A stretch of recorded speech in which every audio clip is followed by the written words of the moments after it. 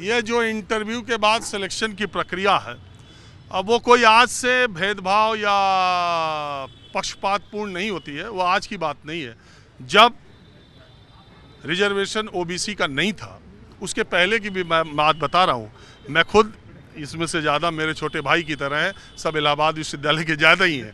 तो हम लोग इलाहाबाद विश्वविद्यालय में पढ़ते थे, तो जब इंटरव्यू ऐसे कहीं चयन के लिए होता था, चाहे प्रोफेसरशिप में या नेट में या पीएचडी में या नौकरी के सिलेक्शन के लिए, तो हमारे ज़माने में एक बड़ा जोक, एक बड़ा मजाक प्रचलित था कि इंटरव्यू से जब सिलेक्शन होना है तो इंटरव्यू लेने वाले को अगर आपको लेना है तो वो आपके पिता का नाम पूछता है, और अगर नहीं लेना है तो कहता है मेरे पिता का नाम क्या है। ये बताओ, इंटरव्यू देने वाले बाहर आपस में पूछते तुमसे क्या पूछा, वो कहते हैं कि हमसे पिता का नाम पूछा। अब कोई ये तो कहता नहीं है कि हमारे पिता का पूछा या अपने पिता का पूछा। तो लेने वाले और न लेने वालों में इंटरव्यू के लेवल पर भेदभाव तब भी था जब ये रिजर्वेशन नहीं था।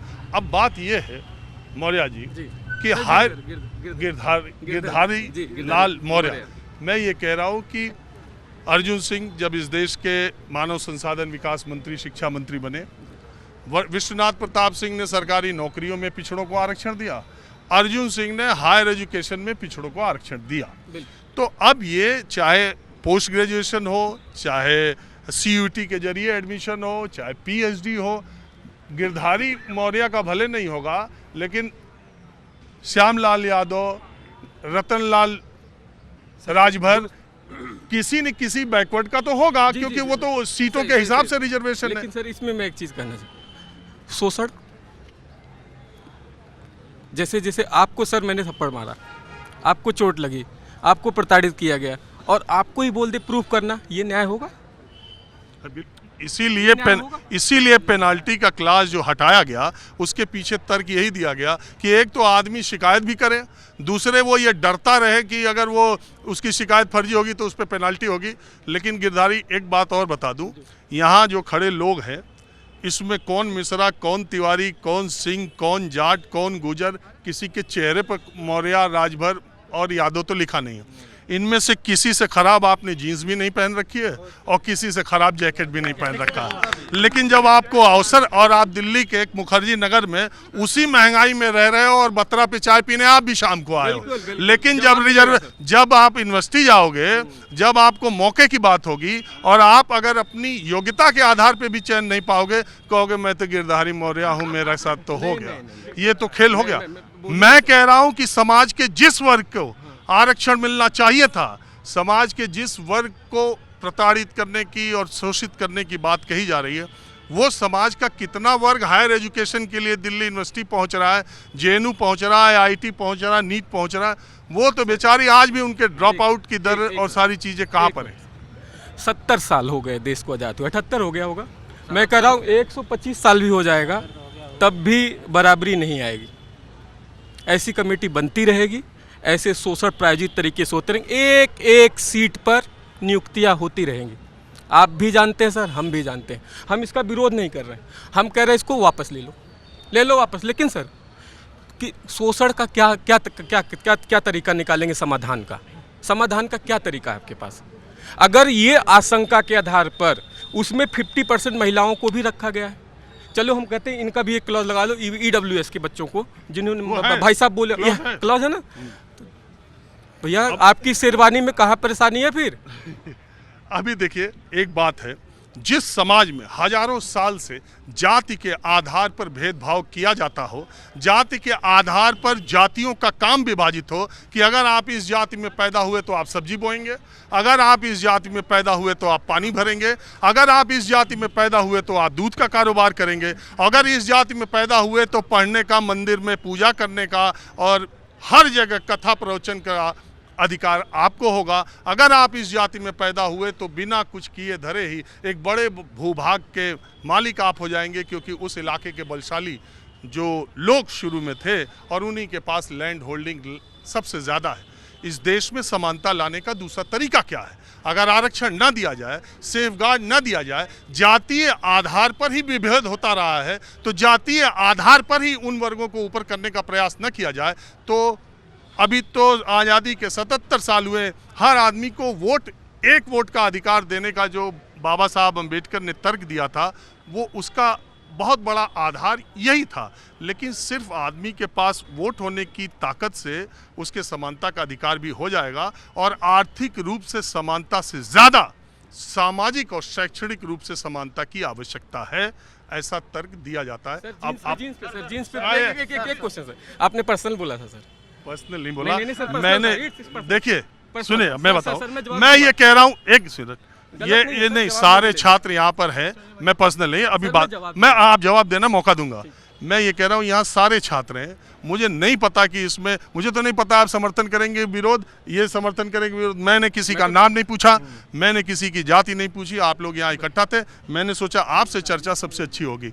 तो जब मैं किसी को देख करके मुझे जाति नहीं समझ में आ रही, न चेहरे से आ रही, न कपड़े से आ रही, तो मैं ये कह रहा कि दिल्ली यूनिवर्सिटी में आप पढ़ रहे हैं, मुखर्जी नगर में रह रहे हैं, सब इसमें, अभी मुझे नहीं पता इसमें ओबीसी कौन है, SC ST कौन है, या जनरल कैटेगरी का कौन है।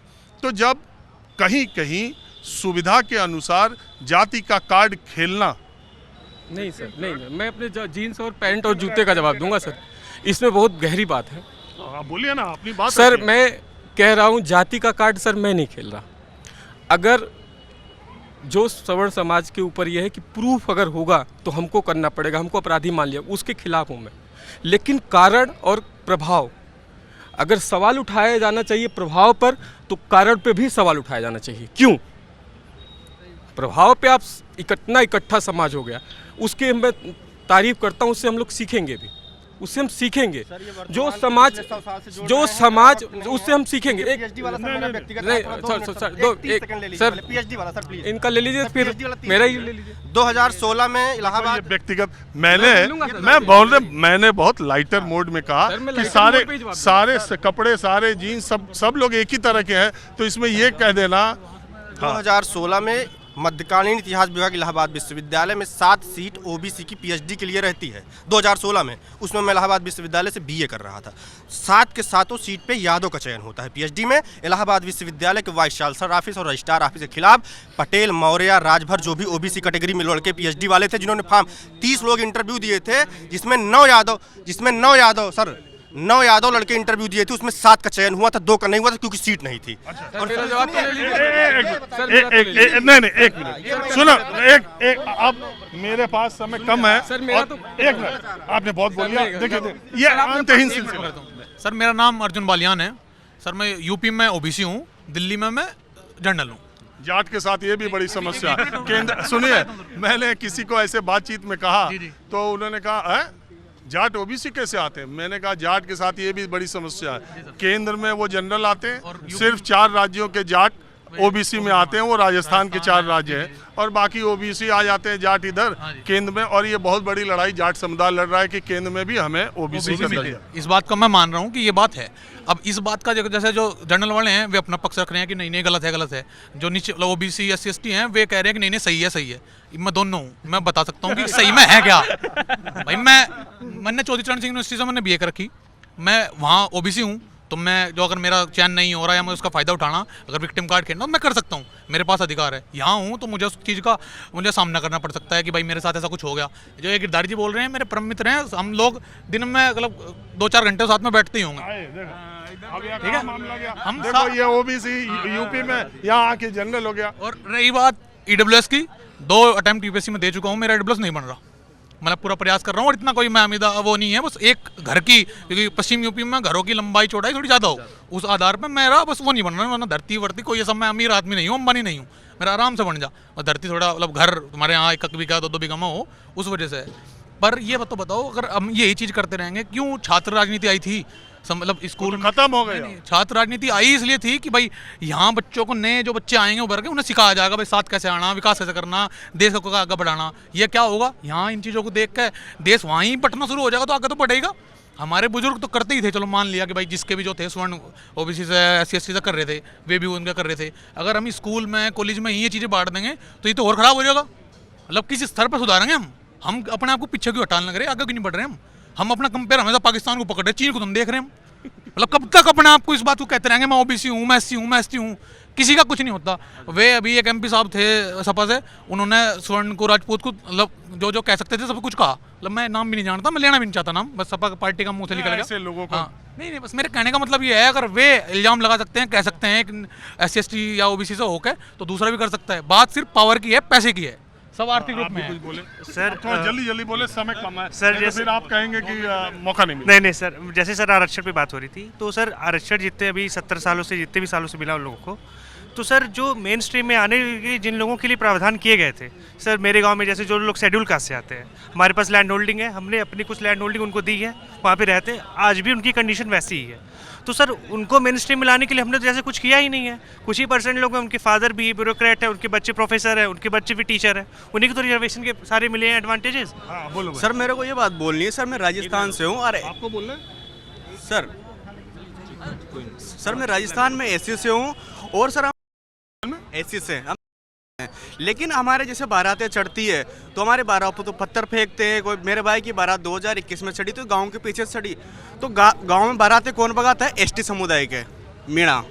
तो सर इसका क्या सॉल्यूशन रहेगा UGC में? क्योंकि UGC में तो OBC ST SC नहीं SC/ST 3 है, तो सर अगर वो UGC में तो फिर भी तो भेदभाव तो हमारे साथ मीणा कर रहे हो, तो UGC में बैठे हुए हैं, तो आप इसका ये क्या कह रहे हैं solution? कि SC के साथ अगर ST करे तो क्या सोल्यूशन है? ये हाँ, ये मेरे भाई की बारात 2021 में चढ़ी, पत्थर फेंकते हैं, औरतें सिक्योर फील नहीं करती मीणाओं के मोहल्ले में। अच्छा सुनो, तो इसमें तो ये लिखा नहीं गया, लेकिन मेरे समझ से SC भी शिकायत कर सकता है, ST भी शिकायत कर सकता है, OBC भी शिकायत कर सकता है, वो किसी के खिलाफ कर नहीं सकता कर तो सकता है, लेकिन अगर कोई ST का आदमी बैठा है तो वो हमारा पक्ष क्यों लेगा? वो तो उनका अपना पक्ष लेगा ना कि इनके साथ होना ही चाहिए। उन्होंने आज तक नहीं सोचा। है। अच्छा ठीक है, पहली बात भाई साहब की बात में कहना चाहूँगा, मैं शरद दुबे हूँ, कि ये बोल रहे हैं कि जैसे हर यहाँ कमज़ोर व्यक्ति का शोषण ताकतवर करता है। हमारे देश में जब से लोकतंत्र बना था कमज़ोर वर्गों के लिए, कमज़ोर वर्ग जो हैं उनको अधिकार देने के लिए, लेकिन धीरे धीरे हम देख रहे हैं कि ये ताकतवर का जो है शासन बन गया है। खासकर हम UGC पे बोलना चाहेंगे, और जो शंकराचार्य का मुद्दा हुआ है सर, उस पर बोलना चाहेंगे कि जो वहाँ बच्चों के साथ चोटियाँ खींच के मारा गया है, कहीं ना कहीं एक वर्ग को टारगेट किया गया है। इसका प्रतिरूप था अभी जो अलंकार करके उन्होंने वो बोला कि जो है उन्होंने इस्तीफा दे दिया। तो ये केवल एक वर्ग से जोड़ा जा रहा है, लेकिन ये पूरे समरण पर हमला है, खासकर UGC जो अभी आया ठीक है, अब बोलो भैया। जी सर, ये जो UGC एक्ट है, ठीक है, इससे पहले हम सब यहाँ पे बत्रा में खड़े होते, पहले हम छात्र थे, आज कोई जनरल हो गया है, कोई OBC हो गया, कोई SC/ST हो गया है ना। यही सबसे खतरनाक इसके लिए है कि छात्र अभी पढ़ने 18-19 साल की उम्र में आएगा, उसे पहले ही ये ख्याल करना होगा कि पहले पता कर लो भैया कौन क्या। लेकिन आप लोगों ने बात की, बहुत शुक्रिया।